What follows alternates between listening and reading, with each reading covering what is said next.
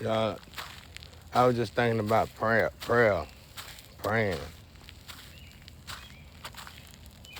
You know, a lot of people be like, how should I pray?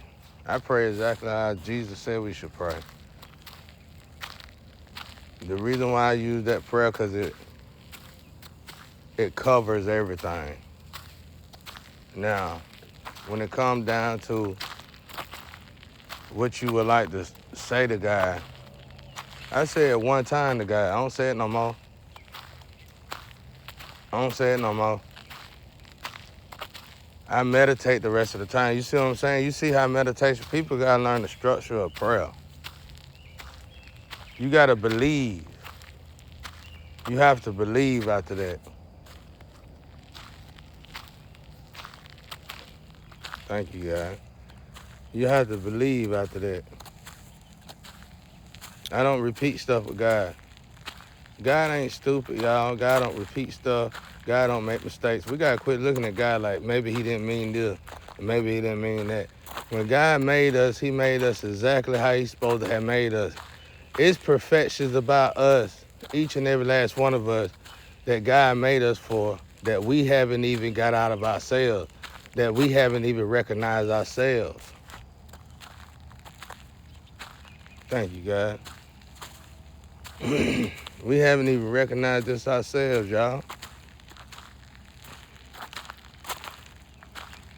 But yeah, that's how I pray. I wanted to say that this morning before I started running. I meant jogging or whatever. But but yeah. I say otherwise I say the prayer Jesus told us to say. It covers everything if you pay attention to it. See? It covers everything if you pay attention to it. I'm telling y'all, I built a relationship with God a long time ago. Me and my father got our own personal relationship together. And when I pray, and now that I know that, okay, I done said what I had to say to God, whatever I wanted to say to God, which was pertaining to what I want to say to God, what I want to say personally to God. I gotta get rid of them. They gonna kill each other. I don't care. That's all they do is fight now since the leader gone. But um,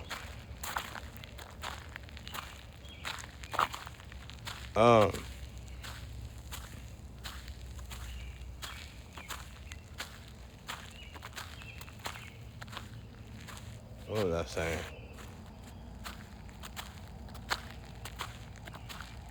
What was I saying? But yeah, when I pray, that's what I do. I just usually, otherwise I say that prayer every day. I'm just showing y'all the structure and my structure anyway. It's better that way for me. Otherwise, if I done said something to God, I ain't gotta repeat that with my father. That's why when I meditate, I fall out. Y'all got these cameras in here, y'all see me. That's a good thing for me, because I'm already stuck in this void. And when it comes to meditation, I'm trying to elevate higher. I don't even know where I'm going in this room, meditation. So I gotta, it be long like that. That's how I did them 4 hours, 3 hours, and 6 hours. I'll fall out. You'll sleep, you'll start going to sleep, but then you'll stop going to sleep. It's like the Edgar Casey. I think Edgar Casey did it.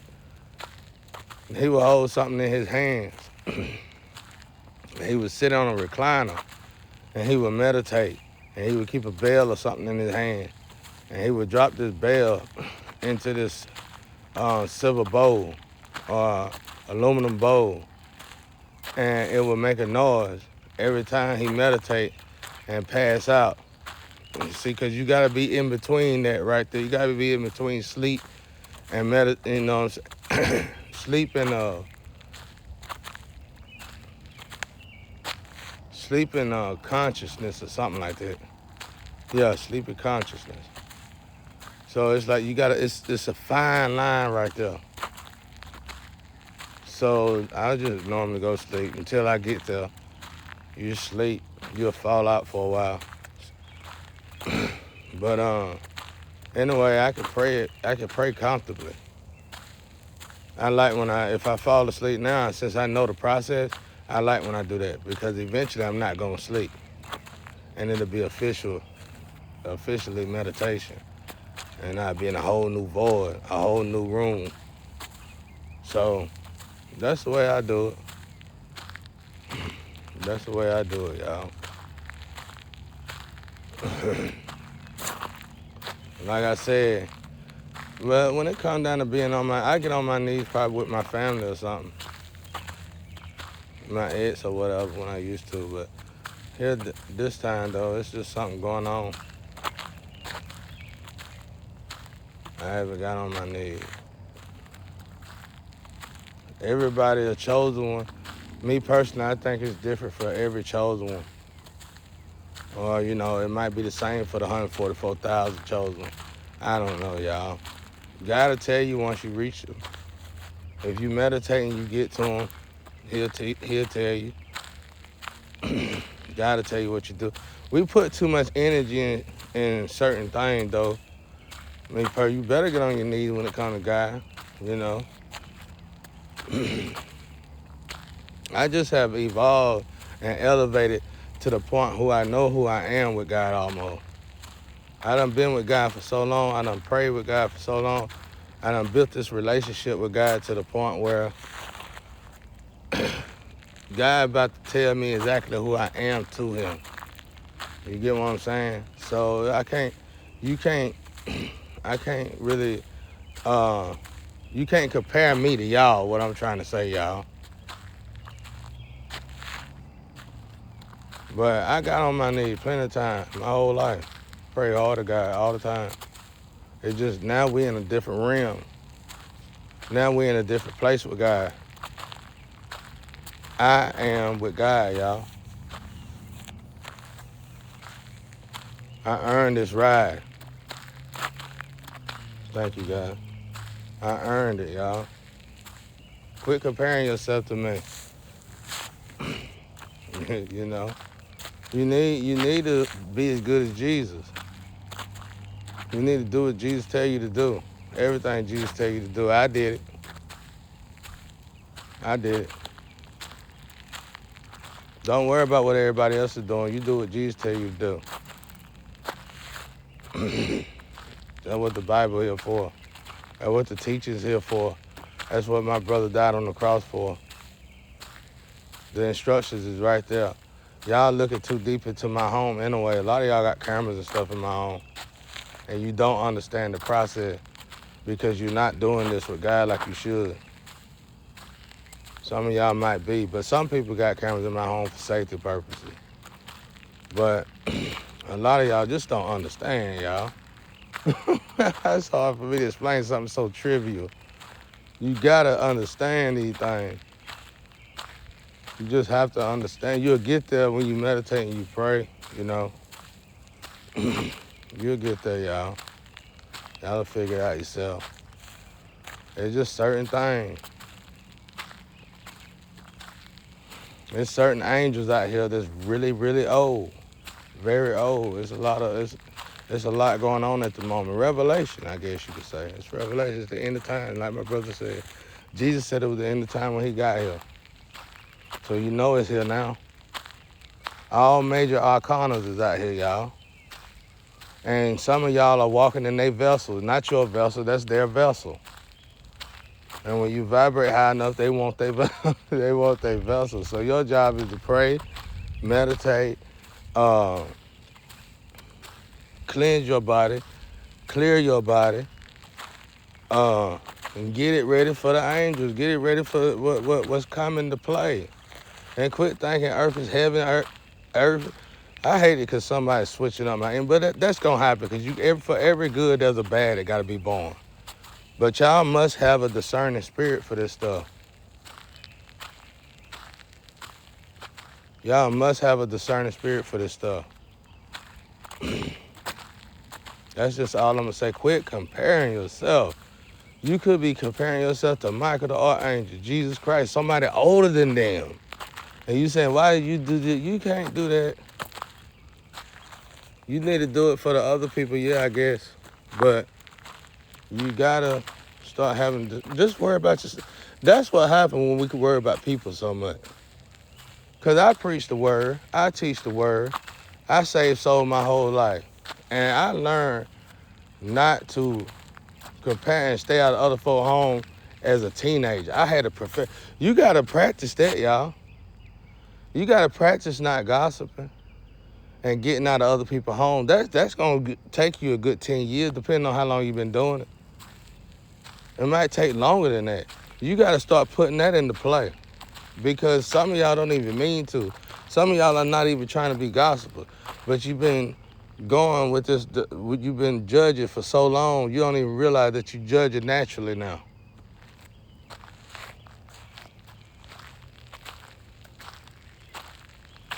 You know, a lot of y'all, that's what I'm trying to say. A lot of y'all be judging when you talk, and you good messengers, you good teachers, but you got that one part that come out your mouth that judge people and condemn people.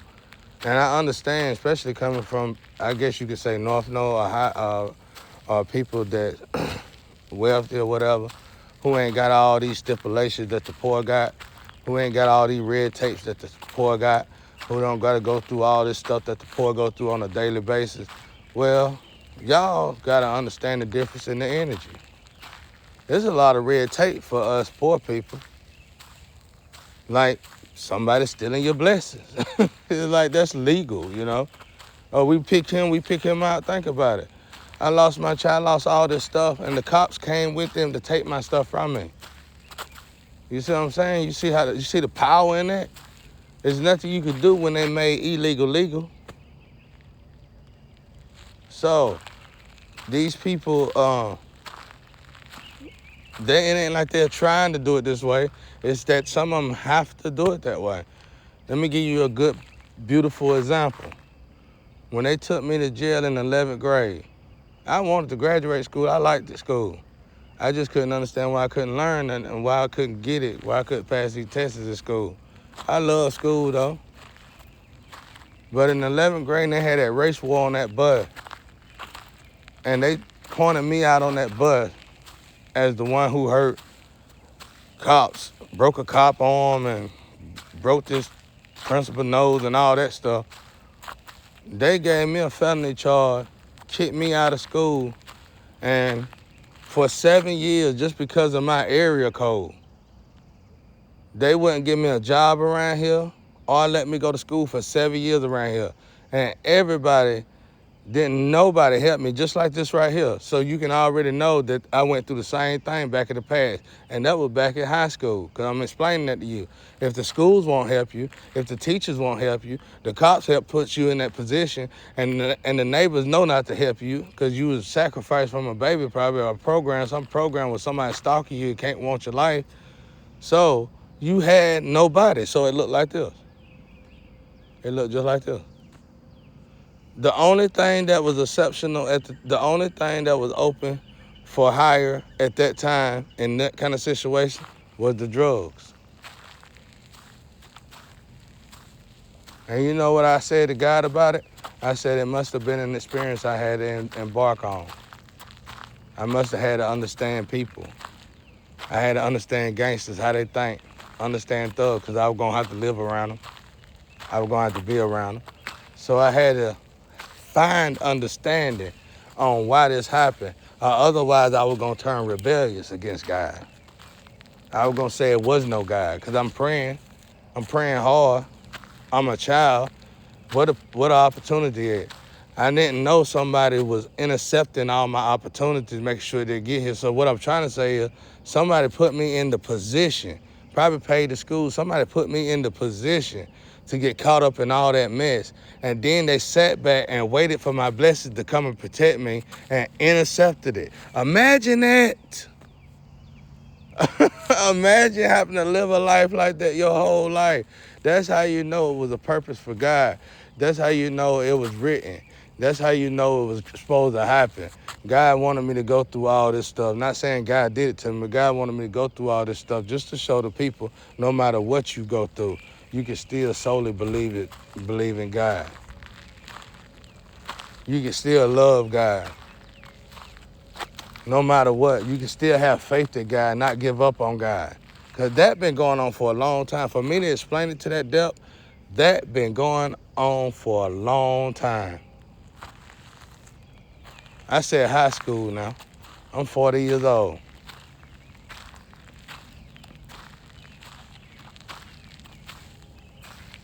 You heard what I said? They got me locked up in school. The cops and everything was involved in it. I couldn't go to the cops. I couldn't go to a job. I couldn't go to I couldn't even get a McDonald's job. I couldn't get a job. I couldn't even go to college. I couldn't do nothing for a whole 7 years. Nobody was gonna support me. Back then, my siblings used to lock themselves up in the tipping room and eat the food and wait till they eat the food to come in the house so I wouldn't get no food. They would not eat in front of me because they know I would want something to eat. Imagine growing up like that, y'all. And still to this day, it's like that. Everything that's supposed to be to me, it's always held back. It's held back to the point of it ain't even self-sabotage. It goes away. It just goes away because it gets tired of getting held back, you know, and it just goes away to something new. And that something new will come, and it's retained. It's held back. It's hold back. Don't go. Don't move yet. Don't move yet. Don't move yet. Don't move yet. Don't move yet until it go away. That's how it always has been. Been like this my whole life. So excuse me for not smiling enough. Excuse me for not seeming excited enough. Excuse me for not parading around the streets. Excuse me for not acting. I act like this, y'all. I'm born and raised in the streets of the slum. I don't walk around just smiling happy-go-lucky. My smiles is just, it is what it is. Some people say it's fake, mischievous, or whatever it may be. But I honestly, this character was molded in the furnace. Get used to it. Grow up. Really, I think it's part of growing up. I think it's about being honest with yourself. And since I was born in such poverty and chaos, what else you want me to do about it? I mean, you want me to smile and say, yeah, hey, buddy, yeah, I love God, I love this, I love God regardless. But can you use your discerning spirit to tell I love God with this serious face on my face? I ain't got to play. I wasn't built in the furnace to play. I wasn't molded in the furnace to play. They stripped that out of me. Almost like the heavens and the hell stripped that out of me. So you'll have to have a discerning spirit to understand me regardless. Just get over it and grow up. That's all I can say. Use your discerning spirit. Use your third eye. So we got to grow up. I mean, I was the kind of person who went to my boss, yes, sir, no, sir, yeah. But they would not tell me to get on my knees. I'm not getting on my knees. I work hard. I wouldn't bend. I work.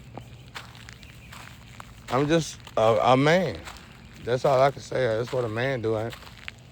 You can't just come in my house and disrespect my wife. You can't just come in my house and do things that you would like to do.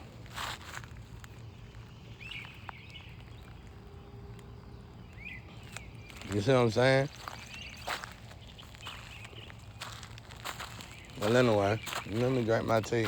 But that's all I want to say, y'all.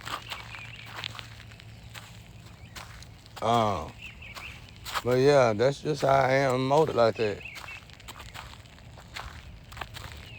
And for those of you who waiting on me to be, you can't mold somebody in the furnace.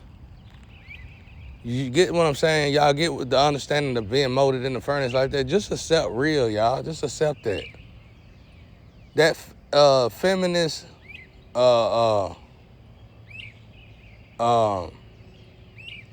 Hitler ideal, just let that go. Just let that go, because that fake stuff all the time, he, ha, that ain't gonna work anyway. Just stop that. I used to have to deal with that in the studio business, bro. And I just got to the point, since I was so deeply involved in it, I just went to work one day and I said, I ain't finna do that no more. I'm finna just be real. And I liked it being real. It was comfortable, it was more authentic, and I liked it. I smiled, I do. When it's time to smile, I laugh, I do.